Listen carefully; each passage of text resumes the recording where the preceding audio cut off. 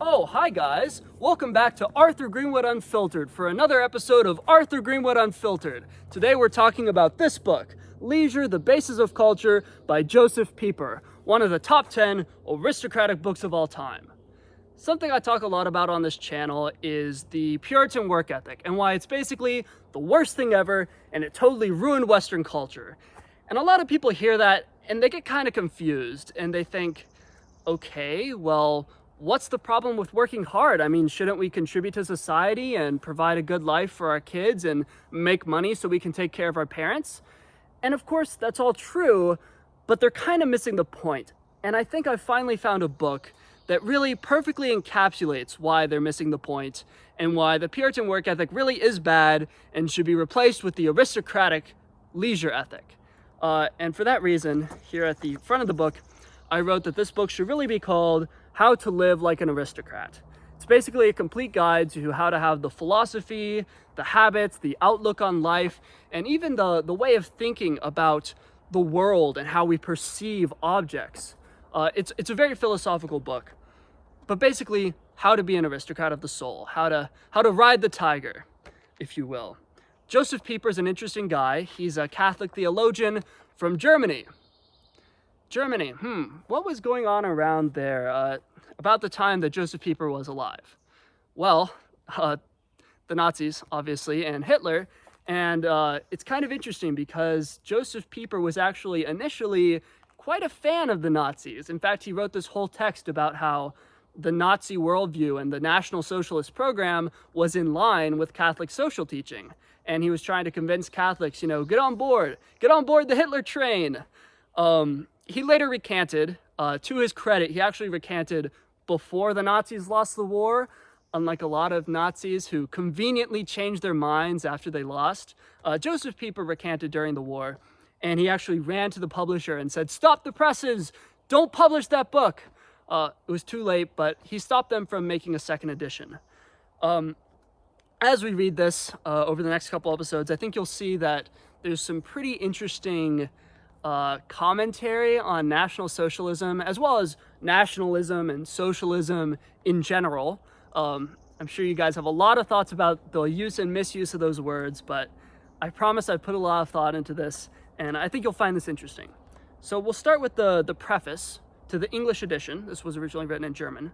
And right here on the first page, the author, Josef Pieper, basically writes down, this is my thesis. I always love when authors do this. Culture depends for its very existence on leisure, and leisure, in its turn, is not possible unless it has a durable and consistent living link with the cultus, with divine worship. So he's saying, here's culture, it depends on leisure, and leisure depends on the divine. Now, some of you are probably in the sort of Nietzschean camp, or lots of you are agnostic, I know, so you might hear that and kind of get turned off.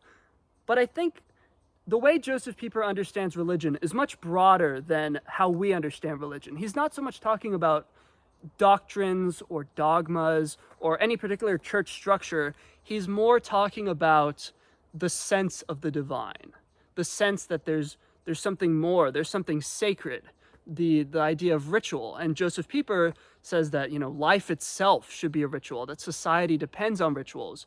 And rituals, holidays, festivals, these are times where we take a step back from the ordinary, from the mundane and the routine, and we see the world in all its grandeur and its sublime beauty. And I think that's something that even a Nietzschean or an agnostic can agree with. Let's continue. The word cult in English is used exclusively, or almost exclusively, in a derivative sense. We talk about cults, they're scary, they indoctrinate you. But here it is used, along with worship, in its primary sense. It means something else then, and something more than religion. It really means fulfilling the ritual of public sacrifice. Public sacrifice? What are we, heathens? Are we Aztecs or Vietnamese? I mean, this is barbaric. You don't sacrifice things. But he actually says that sacrifice, the ritual of sacrifice, is the core of civilization. I think he's right. That is a notion which modern, contemporary man associates almost exclusively and unconsciously with uncivilized, primitive peoples, and with classical antiquity. For that very reason, it is of the first importance to see that the cultus, now as in the distant past, in the primary I screwed that up. The cultus, now as in the distant past, is the primary source of man's freedom, independence, and immunity within society. And I wrote in the margins, worship is more than religion, it is ritual. This is not something savage and barbaric, it is essential to liberty. Okay, that all sounds very obscure and confusing, but basically what he means is sacrifice doesn't have to be sacrificing an animal. You don't have to literally slit a lamb's throat.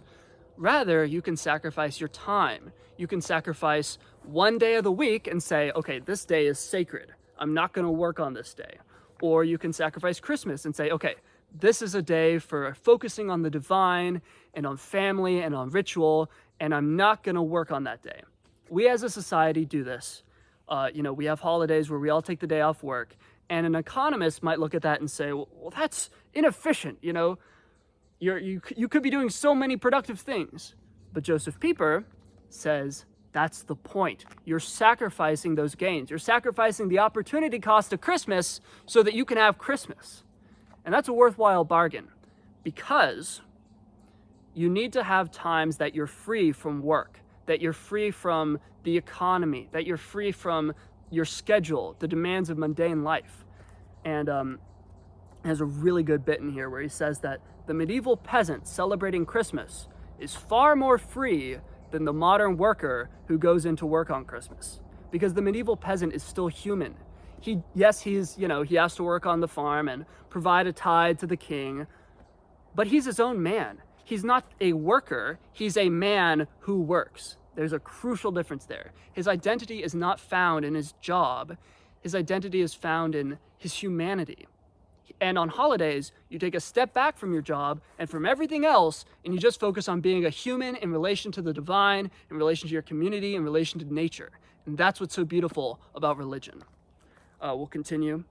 Among the bona non utilia sed honesta, the goods that are not useful but are noble, which are at home in the realm of freedom, in its innermost circle indeed is philosophy, the philosophical act, which must be understood in the traditional sense of Plato, Aristotle, Augustine, and Aquinas, as they understood it.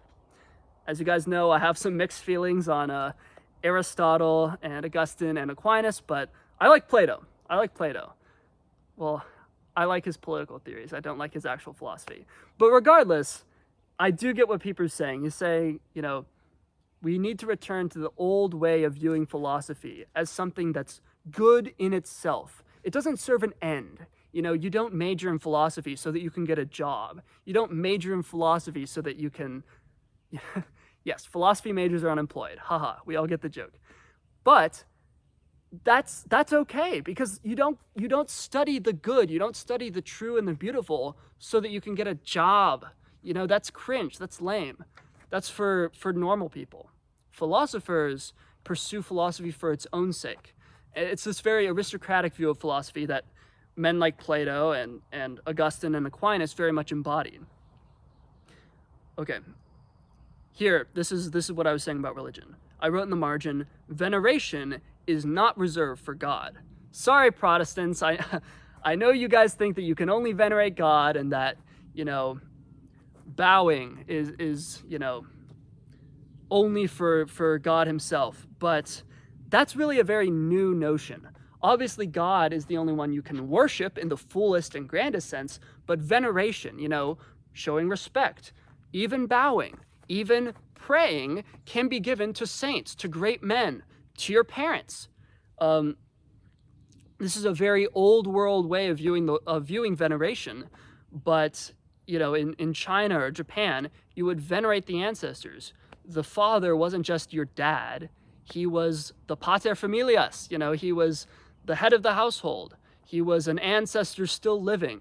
And for that reason, you have to show him respect because of his position, regardless of, whether you like him or your personal relationship. What really matters is that he occupies that sacred position of fatherhood. You need to bow to your ancestors. That's not pagan, or if it is, I don't care. Pagan Christianity. There's something to be said for venerating the world in its beauty. And that doesn't take away from our veneration of God. It only contributes to it because God created all this. So when we're venerating this, or our king or our father or our ancestors, we're really venerating God because he's at the top of that great chain of being, and everything else comes from him, flows from him, derives its power from him. Okay. The philosophical act is a fundamental relation to reality, a full personal attitude, which is by no manner or means at the disposal of the ratio. This is a very pre-modern position. In modern times, we think of philosophy as purely a logical, rational thing. You just analyze the chain of arguments. This is how Bertrand Russell thinks about philosophy. Well, he's wrong. Philosophy is more than that. It's an attitude of the soul. There's intuition involved. There's direct perception involved. Heidegger would say that you have to reach beyond. Okay, I haven't actually read Heidegger in much detail, but I think this is what he says. You have to reach beyond the names and the words, and you have to experience the thing as such. You have to experience the world as such, being as such. And you can't do that by just rationally analyzing it through syllogisms. It's a position of the soul. It is perhaps only in this way that it's possible to understand how it was that Plato's philosophical school, the Academy in Athens, was at the same time a sort of club or society for the celebration of the cultus. In the last resort, pure theory, philosophical theoria, entirely free from practical considerations and interference, and that is what theory is, can only be preserved and realized within the sphere of leisure. And leisure in its turn is free because of its relations to worship, to the cultus. And I wrote in the margins, you can't just do philosophy, you have to be philosophical. It's a silence, a pristine quietness of the soul that leads to veneration. I don't know if you guys can hear this, but the quietness of my soul is being interrupted by the loud-ass cars driving down the road. I hate these people. It's noise pollution. It's a negative externality. I'm gonna have to shout over this. Regardless, the point is... Oh wait, that's a plane. I was blaming cars, and it's actually a plane.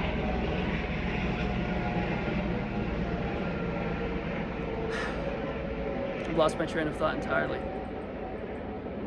Oh yeah. Philosophy and religion are not these two distinct disciplines. They're one. They're both related to this leisure, this philosophical attitude of being open to the world, open to the forms and to beauty, and letting it wash over you, and just giving yourself up to the sublime grandeur of everything worthy of veneration. And in a very real sense, everything is worthy of veneration. In this video, I'm kind of sounding like a Buddhist. Guys, I am a Christian, but I don't think being a Christian means that you can't subsume the wisdom of other religions. In fact, I think that God himself is revealed through many different religions. C.S. Lewis would say, Christ is not just the fulfillment of Judaism. He's also the fulfillment of paganism. Pagan religions, or Buddhism, or Hinduism, or what have you, they all contain a grain of truth because we're all human and we all participate in the divine. Wow, this got really theological. I wasn't necessarily intending that, but he is a Catholic, so I have been thinking a lot about religion. I'm also writing my novel, which has a lot of religious themes. It's about angels and demons. We're going to continue next week. We still have a lot of this book to get through. We'll probably speed through the rest of it a lot quicker just because I had a lot of introductory thoughts to get out of the way. But that's all I have for you guys. See you next week. Love you all. Take care.